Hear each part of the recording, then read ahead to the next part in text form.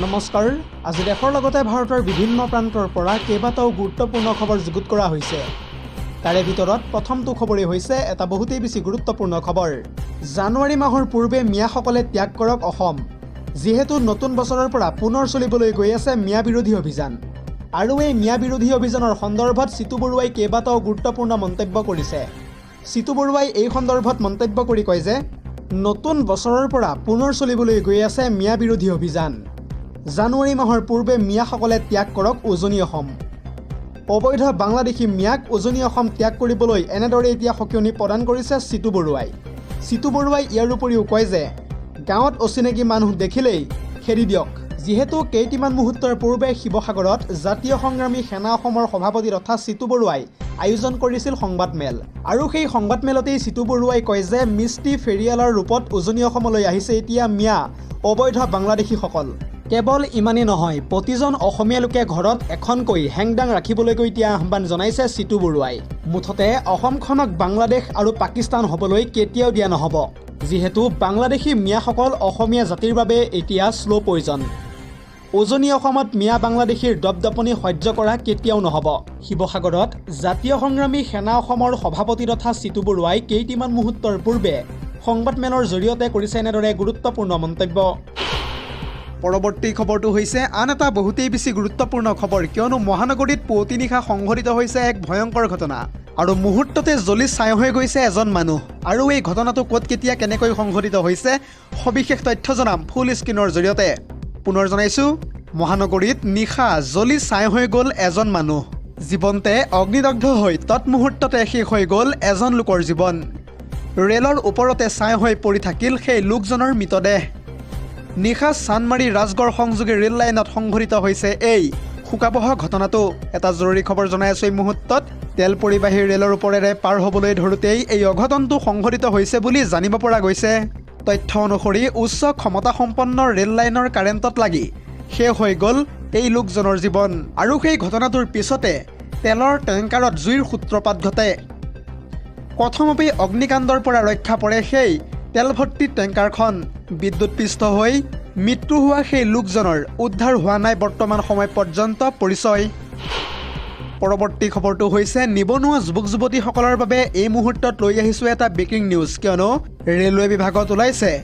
বহুতো চাকৰিৰ বিজ্ঞাপন কেনেকৈ আপুনি আবেদন কৰিব এই পদসমূহৰ বাবে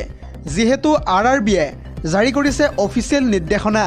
তথ্য অনুসৰি আইচলেটেড শিতানত 311টা পদত ওলাইছে চাকৰিৰ বিজ্ঞাপন আহি থকা 30 ডিচেম্বৰৰ পৰাই এই পদসমূহৰ বাবে কৰিব পাৰিব আবেদন অনলাইন আবেদনৰ অন্তিম তাৰিখ আহি থকা 29 জানুৱাৰী পৰ্যন্ত ধাৰ্য কৰা হৈছে লগতে rrb.guwahati.gov.in ত গৈও আপুনি কৰিব পাৰিব এই পদসমূহৰ বাবে আবেদন 18 বছৰৰ পৰা 40 বছৰ বয়সৰ সকলো লোকেই এই পদসমূহৰ বাবে অতি সহজতে কৰিব পাৰিব আবেদন কেৱল ইমানেই নহয় মেট্ৰিক উত্তীৰ্ণ সকলো নিবনুৱাই এই পদসমূহৰ বাবে কৰিব পাৰিব আবেদন দৰ্শকসকল আৰু বহুতো গুৰুত্বপূৰ্ণ খবৰ আছে যদিহে আপুনি এতিয়ালৈকে এই ভিডিঅ'টোত লাইক কৰা নাই তেন্তে এতিয়াই লাইক কৰি দিয়ক আৰু এনেধৰণৰ খবৰসমূহ প্ৰত্যেক দিনে পাই থাকিবৰ কাৰণে চেনেলটো ছাবস্ক্ৰাইব কৰি কাষতে থকা বেল আইকনটো প্ৰেছ কৰি ৰাখিবলৈ একেবাৰে নাপাহৰিব পৰৱৰ্তী খবৰটো হৈছে আন এটা বহুতেই বেছি গুৰুত্বপূৰ্ণ খবৰ কিয়নো জুবিন গাৰ্গৰ মৃত্যু হোৱাৰ পিছত প্ৰধানমন্ত্ৰী নৰেন্দ্ৰ মোদী অমিত শ্বাহ আৰু নিৰ্মলা সীতাৰমণে অসমলৈ আহি কি কাৰণে দৰ্শন নকৰিলে জুবিন গাৰ্গৰ সমাধিক্ষেত্ৰ আৰু এই বিষয়টোক লৈ ইতিমধ্যে কেইবাটাও প্ৰশ্ন উত্থাপিত কৰিছে সচেতন মহলে আৰু এই সন্দৰ্ভত সবিশেষ তথ্য চাওঁ আহক পুনৰ জনাইছোঁ প্ৰধানমন্ত্ৰী নৰেন্দ্ৰ মোদী কেন্দ্ৰীয় গৃহমন্ত্ৰী অমিত শ্বাহ আৰু বিত্তমন্ত্ৰী নিৰ্মলা সীতাৰমণ জুবিন গাৰ্গৰ মৃত্যুৰ পিছত অসম ভ্ৰমণ কৰিলে 3গৰাকীকৈ বিজেপিৰ বিয়াগুম নেতাই কিন্তু ইয়াৰে কোনো এগৰাকী নেতাই দৰ্শন নকৰিলে জুবিন ক্ষেত্ৰত উপস্থিত হৈ অসমৰ প্ৰাণৰ শিল্পীগৰাকীক শ্ৰদ্ধা জনাবলৈ যেন কাৰোৰে সময় নহ'ল কেৱল ৰাজনীতিৰ কথা কৈ উন্নয়নৰ ফটাঢোল কোবাই অহা বাটেৰে গুচি গ'ল এইসকল নেতা কিন্তু জুবিন গাৰ্গ অৱহেলিত হৈ ৰ'ল দেশৰ প্ৰধানমন্ত্ৰী গৃহমন্ত্ৰী আৰু বিত্তমন্ত্ৰীৰ ওচৰত তেওঁলোকে জুবিন গাৰ্গৰ পৰিয়ালক সাক্ষাৎ কৰা বা জুবিন ক্ষেত্ৰলৈ যোৱাটো দূৰৰে কথা নিজৰ ভাষণত এবাৰো উল্লেখ নকৰিলে জুবিন গাৰ্গৰ নাম আনহাতে জুবিন গাৰ্গৰ মৃত্যুৰ পিছত কেৱল শ্ৰদ্ধাঞ্জলি জনাবলৈকে অসমলৈ আহি গ'ল বিৰোধী দলপতি ৰাহুল গান্ধী এতিয়া প্ৰশ্ন হয় অসমীয়া শিল্পী অসমীয়া সংস্কৃতিৰ প্ৰতি কোনো ধৰণৰ আবেগ নাই নেকি দিল্লীৰ নেতাসকলৰ তেওঁলোকক অকল অসমৰ সম্পদহে লাগে নেকি বিপদৰ সময়ত কিয় অসমৰ জনতাৰ দুখ বুজি নাপায় নেতাসকলে কিন্তু অসমৰ বানপানীৰ সময়ত কোনো দিন দেখা নগ'ল এইসকল নেতাক কেৱল ইমানেই নহয় আজি নৰেন্দ্ৰ মোদীয়ে কিয় অসমৰ জনতাৰ আগত দিব নোৱাৰিলে জুবিন গাৰ্গৰ মৃত্যুৰ ন্যায়ৰ আশ্বাস এনেদৰে এতিয়া বহুতো প্ৰশ্ন উত্থাপিত কৰিছে সচেতন মহলে পৰৱৰ্তী খবৰটো হৈছে ৰাজনৈতিক প্ৰেক্ষাপটৰ আন এটা বহুতেই বেছি গুৰুত্বপূৰ্ণ খবৰ কিয়নো বিজেপিৰ টিকট বিচাৰি এতিয়া মুখ্যমন্ত্ৰীলৈ আক্ৰাছুৱে প্ৰেৰণ কৰিছে পত্ৰ আক্ৰাছু উজনি মধ্য কেন্দ্ৰীয় কমিটিয়ে ইতিমধ্যে পত্ৰ প্ৰেৰণ কৰিছে হিমন্ত বিশ্ব শৰ্মালৈ প্ৰায় ৩০টা সমষ্টিত কোচ ৰাজবংশী লোকক টিকট দিয়াৰ বাবে আহ্বান জনাইছে পত্ৰযোগে আক্ৰাছুৱে আক্ৰাছুৰ 12জনীয়া প্ৰাৰ্থী তালিকা ইতিমধ্যে প্ৰেৰণ কৰা হৈছে মুখ্যমন্ত্ৰী হিমন্ত বিশ্ব শৰ্মালৈ হেমাংগ ঠাকুৰীয়া পৰমানন্দ ৰাজবংশীক পুনৰ প্ৰাৰ্থিত্ব দিয়ক এয়া আক্ৰাছুৰ দাবী বিজেপিৰ টিকট বিচাৰি এনেদৰে এতিয়া মুখ্যমন্ত্ৰী হিমন্ত বিশ্ব শৰ্মালৈ আক্ৰাছুৱে প্ৰেৰণ কৰিছে পত্ৰ পৰৱৰ্তী খবৰটো হৈছে আন এটা বহুতেই বেছি গুৰুত্বপূৰ্ণ খবৰ কিয়নো কেগৰ প্ৰতিবেদনত চৰকাৰৰ ইতিমধ্যে কেলেংকাৰীৰ তথ্য পোহৰলৈ আহিছে যুৱক যুৱতীৰ নামত 14,450 কোটি টকীয়া অনিয়মৰ তথ্য ইতিমধ্যে পোহৰলৈ আনিছে কেগৰ প্ৰতিবেদনে আৰু এই সন্দৰ্ভত সবিশেষ তথ্য জনাম ফুল স্ক্ৰীনৰ জৰিয়তে পুনৰ জনাইছোঁ কেগৰ প্ৰতিবেদনত মোদী চৰকাৰৰ ভয়ংকৰ কেলেংকাৰীৰ তথ্য পোহৰলৈ আহিছে তথ্য অনুসৰি প্ৰধানমন্ত্ৰী কৌশল বিকাশ যোজনাত 14,450 কোটি টকাৰ অনিয়ম হৈছে বুলি জানিব পৰা গৈছে প্ৰায় 90,66,000 প্ৰাৰ্থীৰ নামত সন্দেহজনক বেংক একাউণ্টৰ তথ্য ইতিমধ্যে পোহৰলৈ আহিছে এনেদৰে এতিয়া লাখ লাখ যুৱক যুৱতীৰ নামত দুৰ্নীতিৰ তথ্য পোহৰলৈ আনিছে কেগৰ প্ৰতিবেদনে কেৱল ইমানেই নহয় PMKVY প্ৰমাণপত্ৰ পোৱাৰ পিছতো 34 লাখ প্ৰাৰ্থীয়ে এই পৰ্যন্ত লাভ কৰা নাই ধনৰ সুবিধা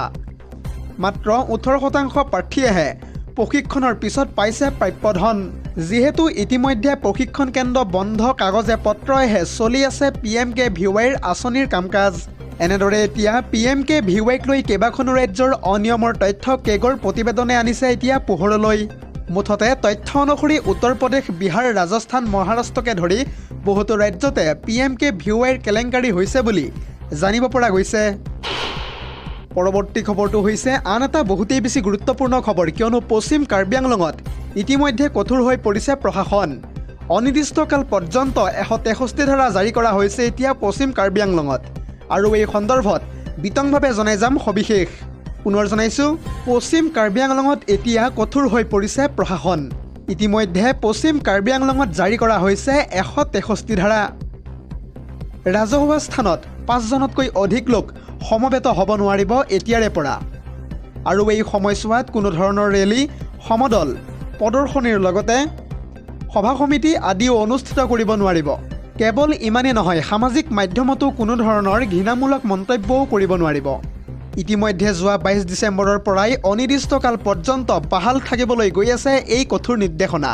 পৰিস্থিতি নিয়ন্ত্ৰণৰ বাবে প্ৰশাসনে জাৰি কৰিবলৈ বাধ্য হৈছে ইতিমধ্যে 163 ধাৰা পৰৱৰ্তী খবৰটো হৈছে আন এটা বহুতেই বেছি গুৰুত্বপূৰ্ণ খবৰ কিয়নো ধৰ্মক কোনেও অপমান কৰিব নোৱাৰিব আৰু অপমান কৰিলে সেয়া সহ্য কৰা নহ'ব ইতিমধ্যে এই বিষয়টোক লৈ কংগ্ৰেছে আনিবলৈ সাজু হৈ পৰিছে নতুন বিধেয়ক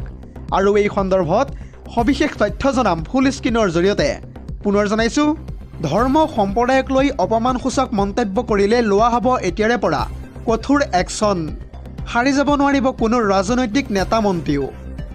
লগতে ভাষণৰ নামত কোনো কাৰণতে বিয়পাব নোৱাৰিব ঘৃণা কংগ্ৰেছ শাসিত কৰ্ণাটকৰ পিছত আন এখন ৰাজ্যত বলবৎ হ'বলৈ গৈ আছে এই কঠোৰ নিয়ম তেলেংগানাৰ কংগ্ৰেছ চৰকাৰেও আনিবলৈ সাজু হৈ পৰিছে ঘৃণামূলক